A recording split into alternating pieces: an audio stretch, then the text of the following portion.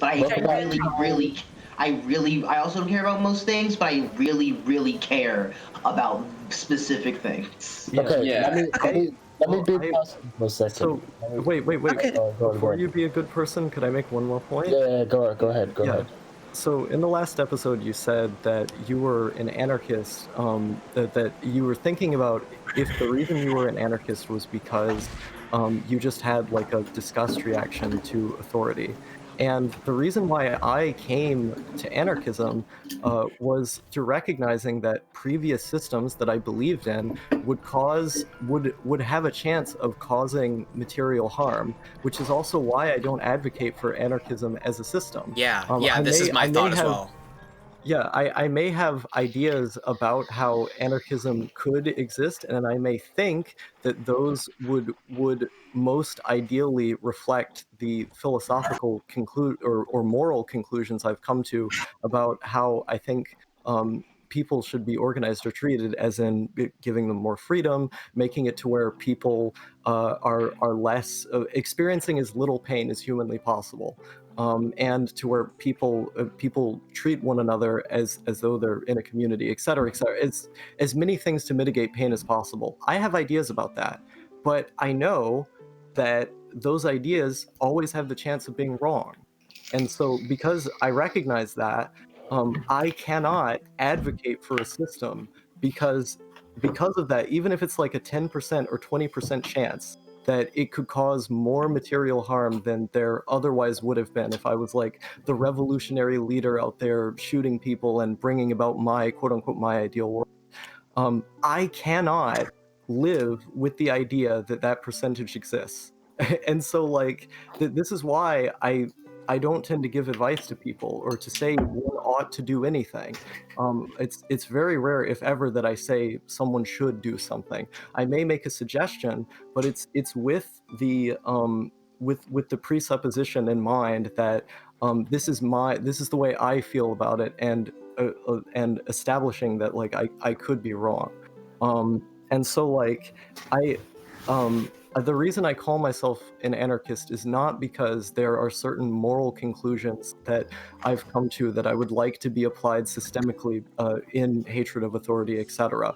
More so, it's that I've seen the material harm that can occur as a result of power structures and hierarchy, and I have criticisms of those things. But if I were to apply that structural critique into into a society and say this is my ideal society, part of being an anarchist for me is also in recognizing that that is a form of hierarchy. That's imposing my own worldviews onto someone else, which always has the chance of causing more harm than you had intended. And I don't like that idea. I don't like the idea of being someone who at the hands of my ideology has, even in a small way, affected people negatively, because that's who I used to be because of the narratives I applied to myself.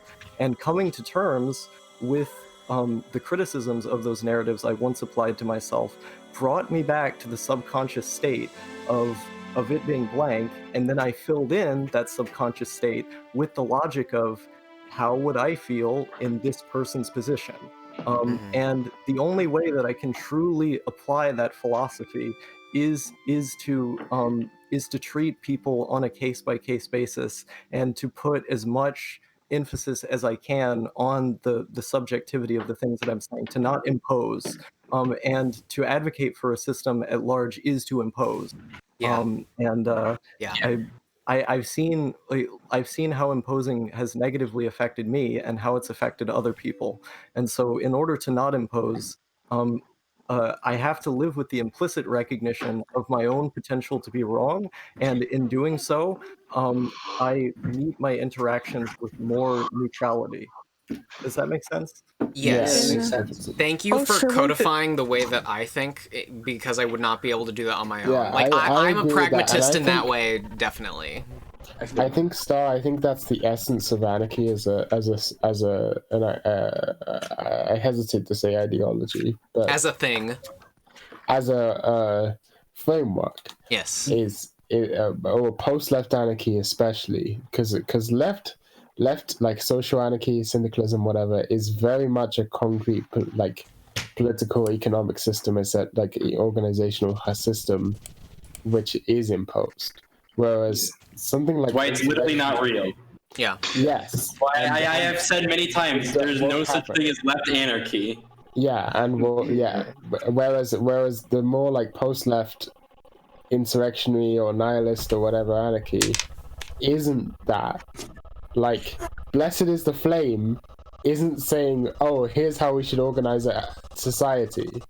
It's very much not that. It's everything except that. Yeah. Yeah. That's why my reasons for being an anarchist is I don't like authority and I don't like work, so don't do those things to me. I only think there should be frameworks for how to treat other people, not frameworks for how we like run things, because that will come out of the other one if we're all like fucking just not being fucking assholes. Yeah. Also, I want to say that the fact that Lily is here has made this like way the fuck better than season 1. 100%. Thank you. Yeah, you like came in and like the middle of it was like the mid-season finale is like the shot where like, you know, we see your silhouette and we're like, oh, is it? And then Is it her? And then it's like the close up on your eyes and there's like an anime light. Thank you. I'm just sharing my thoughts. I appreciate it. Yeah, no, like it's Lily, it's genuinely incomparable how much better this is. Yeah, this is pretty fucking great. You know how I said I'm projecting Carla onto Midna and No onto Zant? Yeah. I just started projecting Lily onto Zelda. Yeah, I was just thinking that in that scene when Lily was talking and Zelda was like in on screen. I was like, yeah. This makes sense. Right, let's get personal. Oh, sorry. Let's get personal. Let's get personal. Okay, I think this is a good example. This is just mental illness that I'm going to talk about. This is just... I kind of feel embarrassed to talk about this. It's kind of bad. Outing myself. I always say I'm a bad person, but I never talk about how I'm a bad person. Yeah. Okay, so the most obvious example, and I'm kind of late because this is related to what Dotes was talking about earlier, is with bitches, with hoes, with girls, right? Mm-hmm. So if I generally sustain myself by just not having many concrete goals in life, because that way I can't manipulate people, because it's like, how am I going to manipulate someone to do what I want if I don't really want anything that they can give me? Yeah. But with romance, it's very obvious. Like, oh, well, I want to fuck this person. I want to be in a relationship with this person. So I feel like sometimes, like, there's a kind of the meme that I'm an alpha male or whatever, right? And I said like, oh, you know, man, I turned girls down for sex in the past. Like, girls want to fuck me, and I turned them down because I'm just that much of an alpha chat. But let me tell you the actual truth about it. It's complete fear. It is nothing but just actual terror. Because let's take a hypothetical example. This is going to be weird to say, but like, let's say, like, for example, I don't know, oh, I suddenly become romantically interested with, I suddenly get a crush on Dotes Mate or something, right? It's funny, but listen, if that happened, I would have to cut all of you off. I would have to literally leave this entire place, or just ruin myself, because if that happened, I wouldn't be able to stop myself from just manipulating all of my conversations to just be like, how to fuck Dotes Mate. Okay. I have two things to say about. I forgot the first thing, so I'm just gonna say the second thing. No, if you had a crush on me, I would probably be the only person in the world who could withstand it. Anyway, go. This is true, but okay, let's say something like when I say like, oh, I turn bitches down because I'm such a fucking Chad that I'm a Volso or whatever. Oh yeah, I forgot. Like, I remember the second thing. I remember the thing. Also, there's a reason I never put into the meme of a fucking alphabet, because I understood that that's something you just fucking were saying just to feel better about a thing that you shouldn't feel better about, because it removes you from understanding what you actually mean. Well, anyway, I am an alpha male. I am an alpha male, but not for that reason. Yeah, not for that reason. Yeah. May I ask a question and then respond to what you were saying with personal experiences of my own? Go on. Okay. Like, why would a crush on one person be enough to drive that sort of manipulation when you could take the chance of siphoning to yourself and siphoning to yourself. That's not a siphoning yourself into like a more not consistent form, but like one that's in line with like things that you generally tend to believe and are just honest, like just being as honest as possible and then seeing if that works. What does honesty mean? I don't understand honesty. Because that's terrifying. It's terrifying, really. But also, if I was my honest self in a relationship, as I've said before, I know it's a meme to say it, like it's kind of a meme way of saying it, but I am a yandere. Like, being in love with someone ruins my fucking life because I just become obsessive and fucking, it's awful. It's just terrible. Same except Tsundere. I'm genuinely ironic at Tsundere. I have accepted this. I feel like I maybe I've just been in bad relationships in the past and this is just some sort of delusion or side effect or whatever, but I'd like as far as I understand about myself, I just, if I am in a relationship with someone, I am just gonna hurt that person and all their friends and all my friends, and it's just a bad deal all around. Yeah. Well, okay, two things. Like there's like the way that I approach this is that there are literally billions of people in the world, and so it like to fixate on one person to that degree of like sacrificing honesty, or I know you don't believe in that, but like just bear with me, try to understand what I mean by that. Like being not manipulative, etc. Like I like, to me, like that, like the only way that you can do that is by believing that you literally would never be able to connect with another person, which I know is not true of you, because I've like, it seems like you've connected with people in the past, and so like like you had described, like you feel like you felt really intensely for people you've been with and these sorts of things.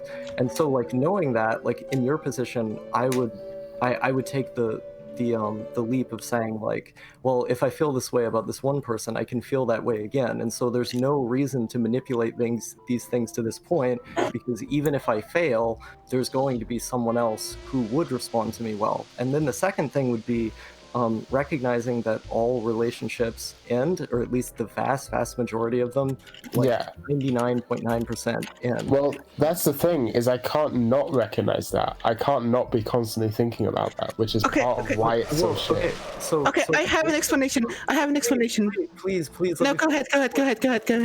Okay. So, in my opinion, the basis of a relationship should be friendship and a sense of mutual respect. Like, it should naturally arise from that. And if both people involved are like down, then cool. But like, if it like, how do I put this? When the relationship ends, the care that you have for that person as a friend should like supersede how do I put it? Like the emotions that you will inevitably feel as a result of being apart. But those shouldn't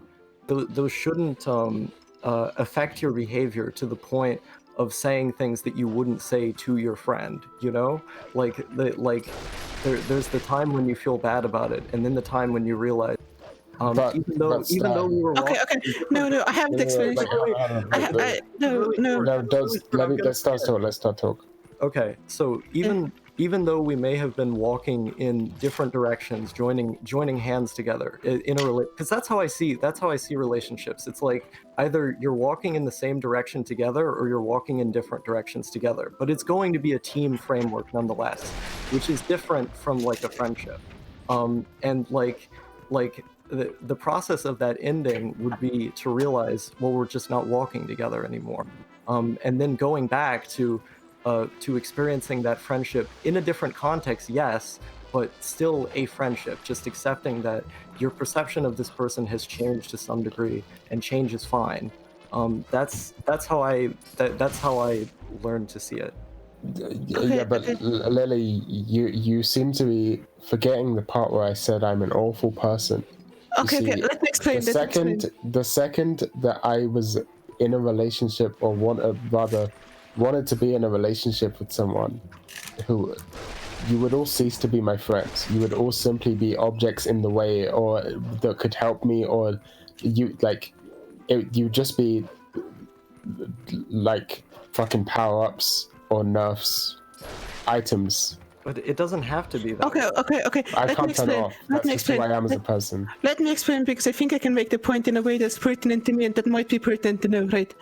If I want to be in a relationship with someone, that means inherently, for me at least, is I want to use that person to hurt myself, and I also want to use that person to be someone who I can hurt, right? That's the only real reason I would want to be in a relationship, because that's the only thing that is like so intimate for me that I would have to be in a relationship to experience, right?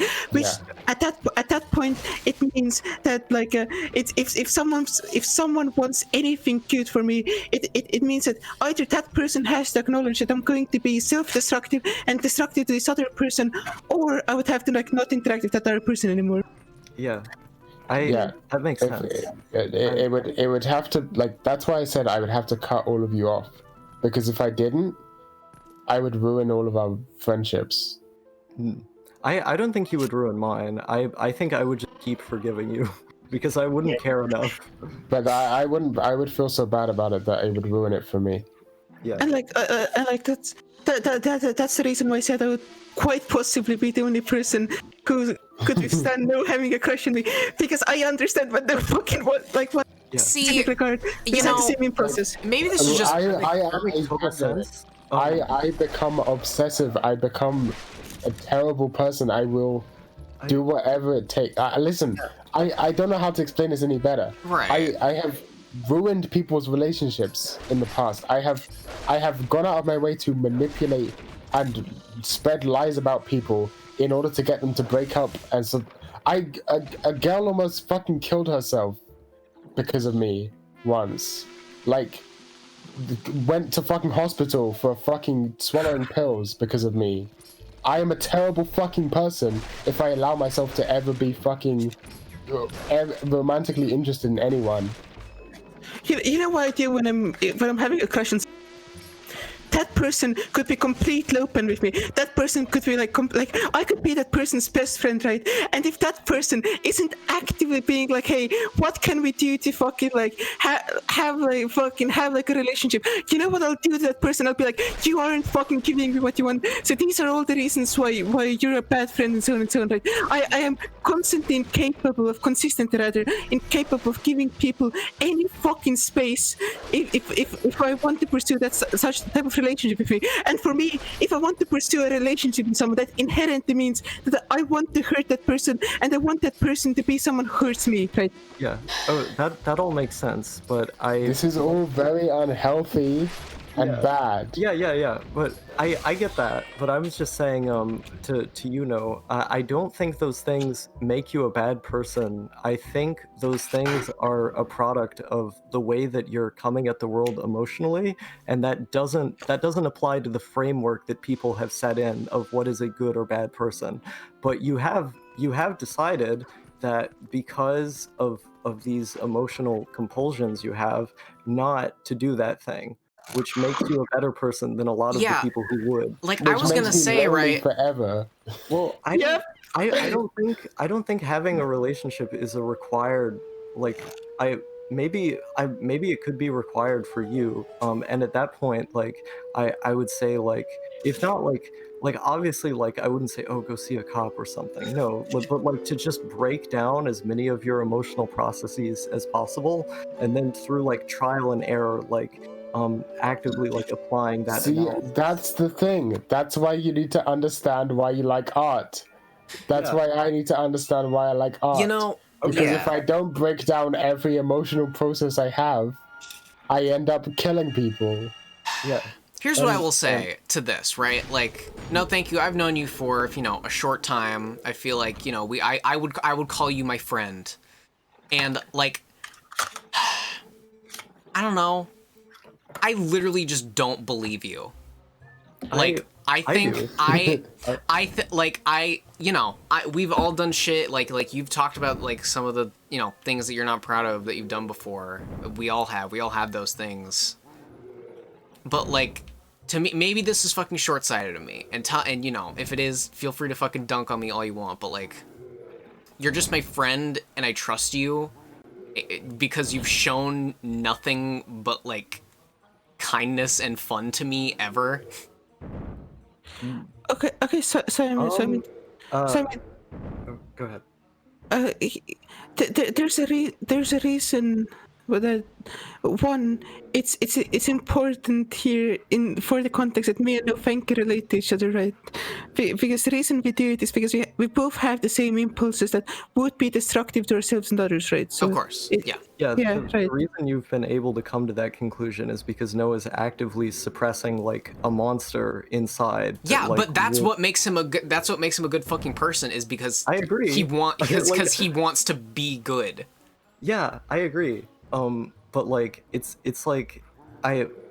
feels really, really weird for, like, both of us to be, or, like, all of us to be, like, analyzing him in this way. It feels kind of like, you can tell me if it appears as though we're, like, ganging up on you or something. No, it's okay. Okay. It's good content for the podcast. No, look, all I'm trying to say is that no thank you, you are my friend, and I love you, and you've only ever made me feel good, and it, I like that. I feel the same way, and that's the thing I was going to bring up several points ago when I initially said, okay, I want to make 2 points and also say something about myself. The thing I'm going to say about myself is going to make the I love you I said sound very weird, so be prepared to try to understand. Okay. Okay, so I see people sort of like dogs. Okay. Please bear with me. Of course. I love my dog, but I don't like. There's just a degree to which, like, there's, like, something's just not there. Like where I just feel calm in situations where I should not feel calm, where I feel like something should be compelling me to say that I have the strong feelings that I have, that I'm saying that I have. But me expressing those things is a placeholder for what I feel. Because what I feel, like if I were to put it in the most literal sense, it would just be gray. But materially speaking, it's not. Like I enjoy being around people, and I care about them because there are other people who I haven't been able to will myself into giving a shit about. Whereas the people who I do choose to hang around are in that tiny minutia of people who meant something enough to me, who brought something out enough to do that. But what that's bringing out looks different than what it looks like for other people. And so like I've literally, like, looked at people like holding guns and shit in front of other people and barely felt anything. How do I put this? Like, I'm trying to put this in it because, like, I am a sensitive person. Like, I care about the people I'm talking about. I don't know how to put this in a way that doesn't sound scary. No, let it, fuck. Okay, I'm really drunk right now. Let me find the words for a second. Do you mean to say that you're fucking, like, you feel feelings more in, like, retrospect? Yeah. Smart. And so, Nice. like my idea of being in love with someone is like mowing a lawn. I think there was only one time when I ever felt strong love for another person, in, like, a more visceral way, and I was a kid at the time. Like, I don't think I can feel something like that anymore. Like, I literally don't. Like, and even then, like, it looked different than what it would look like for other people, because I feel like part of it was, like, making myself feel things through narratives I was telling myself as well. And I've been trying to decode that, and it's been really, really hard to. But basically, like if I say, like, I love someone in a romantic capacity, maybe the reason why it was so easy for me to come to the conclusions that I came to, that, like, that you know, when it ends, it's like the basis is that it's a friendship, and that's the basis that you're leaving it with. You're just going back to that baseline. Maybe the reason why I can say like there's billions of people in the world, so you'll find the one that's not going to be the only one, so don't freak out about it and just be honest, is because when I love someone, like, I just can't feel it anywhere near as strongly as they do. It feels like I'm just with a person, like a normal, like it, and I'm walking together with them, and I'll be as honest as humanly possible, and I'll show them more care than I show to other people. But there's this part where I'm just not calibrated the same way that other people are, and to where, like, for me it ends up feeling like I'm just mowing the lawn every day. I'm coming back to the person I was with, and I'm mowing the lawn. I like the lawn. It's an improvement that it's there, but it's not the same as what other people feel. And I think this kind of plays into what I've been saying of, like, I just don't care about the vast majority of things. It's why I can't motivate myself to have, like, long-term goals, for example, is because every time I try, my energy levels go back down and I stop caring about what I'm doing, no matter how much I say that I care about it. And so is this making sense? I feel yes. like I'm... No, that especially that last part too, because like I, as someone who for 21 years of my fucking life has struggled to complete anything, because I always lose motivation, I always get sidetracked. But like, you know, in the past 2 days, I made something complete, and like that took a lot of work. I struggled really hard, and like I've been fucking exhausted for that since the moment I stopped making it, and I'm not going to stop. And also, like, I feel, you know, you and I, we haven't talked that much. I feel like you and I are very similar. Like, the way that you talk about how you feel your feelings work, and that, like, your base, like, you're just very neutral, and you have to, like, sort of, you know, encourage on an emotion, is, like, I really feel that. And, you know, man, it's just fucking... I keep saying... over and over, like, it's just the desire to be better that I think is the best positive trait, the only fucking thing that matters. Yeah, when I think agree. about someone. Actions are the only thing that matters. Your thoughts and your feelings don't. But I used to think I was just an abjectly horrible person, because Wait, sorry, I'm really sorry. I'm really, really sorry, but I want to say that is the clip from the Chief Keef Hidamari sketch Blu-ray meme. Sorry, keep going. What is? Okay. The frame where she's holding the thing from the Chief Keef Hidamari, where she's got the Hidamari sketch Blu-ray. Yes, that's true. She's Chief Keef. That's anyway, true. I'm really, really sorry. Why did I point that out? Because it was funny. That was good.